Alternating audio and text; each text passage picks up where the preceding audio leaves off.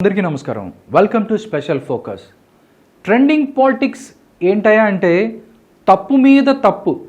వైసీపీకి ఇదే last chance. ఎలా వైసీపీకి ఇది లాస్ట్ ఛాన్స్ చెప్తాను. టీడీపీ అధినేత చంద్రబాబుకు తాజాగా మధ్యంతర బెయిలు మంజూరైన విషయం తెలిసిందే. అయితే అంతకు ముందే న్యాయస్థానంలో తీర్పు రిజర్వ్లో ఉన్న టైంలో న్యాయస్థానాలు చంద్రబాబుకు బెయిల్ మంజూరు చేస్తారనే కంగారులో వైసీపీ సర్కారు బాబుపై మరో కేసులు సిద్ధం చేసింది. మద్యం కంపెనీలకు అక్రమంగా అనుమతులు ఇచ్చారని బాబును A3గా పేర్కొంటూ ఏసీబీ కోర్టులో చంద్రబాబుపై మరో కేసు నమోదు చేసింది ఏపీసీఐడి. ఇప్పటికే స్కిల్ కేసుతో పాటు ఇన్నర్ రింగ్ రోడ్, ఫైబర్ గ్రిడ్లలో టీడీపీ ప్రభుత్వం హయాంలో అక్రమాలు జరిగాయంటూ కేసులు నమోదు చేసిన వైసీపీ ప్రభుత్వం ఇప్పుడు తాజాగా మద్యం కంపెనీలతో మరో ముందడుగు వేసింది. దీంతో ఇలా బాబుపై ఒకదాని వెనుక ఒకటి కేసులు వేసుకుంటూ వైసీపీ ప్రభుత్వం టీడీపీ పార్టీని కంగారు పెట్టాలని భావిస్తోందా, లేక చంద్రబాబు బయటకు వస్తే తమ పార్టీ గాలి పూర్తిగా పోతుందని కంగారు పడుతుందా అనేది ఇప్పుడు రాజకీయ వర్గాల్లో హాట్ టాపిక్గా మారింది. ఒకవేళ వైసీపీ వాదనే నిజమని భావించినా అక్రమ మార్గంలో గత ప్రభుత్వం నుంచి అనుమతులు తెచ్చుకుంటే అటువంటి కంపెనీల మద్యాన్ని ప్రస్తుత రాష్ట్ర ప్రభుత్వం ఎలా సక్రమ పద్ధతిలో ప్రజలకు విక్రయిస్తుందో కూడా చెప్పాల్సిన అవసరం ఉంది కదా. ఆయా కంపెనీల అనుమతులు రద్దు చేసి సదరు కంపెనీల యజమానులను కూడా అరెస్టు చేయాలి కదా.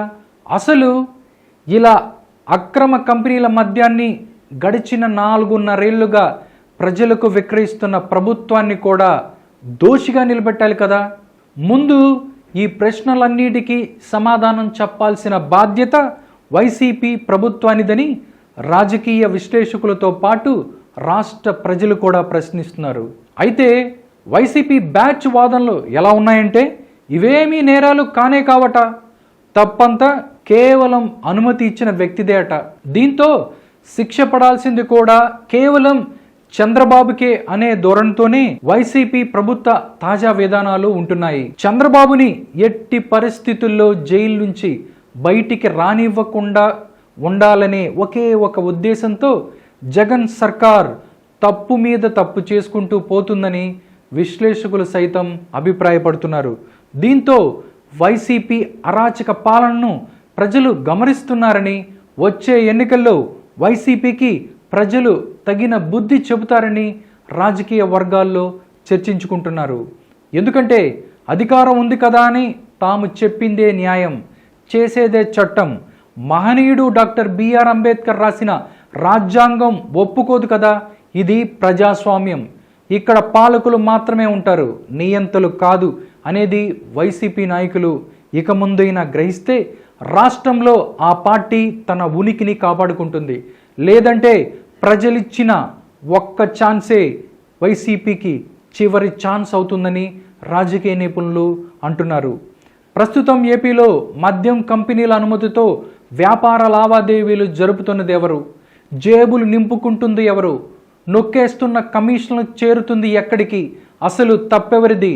అనుమతులు ఇచ్చిన వారిదా, లేక ఇన్నాళ్ళు తప్పుడు అనుమతులతో మద్యం వ్యాపారం చేస్తున్న కంపెనీల యజమానులదా, లేక ఆ కంపెనీలతో వ్యాపార ఒప్పందాలు చేసుకొని దోచుకుంటున్న ప్రస్తుత ప్రభుత్వానిదా అనేది తేల్చకుండా అప్పుడెప్పుడో అనుమతులు ఇచ్చారంటూ చంద్రబాబుపై రాజకీయ కక్ష సాధింపులో భాగంగా కేసులు పెడితే రాష్ట్ర ప్రజలు ఎందుకు ఊరుకుంటారు?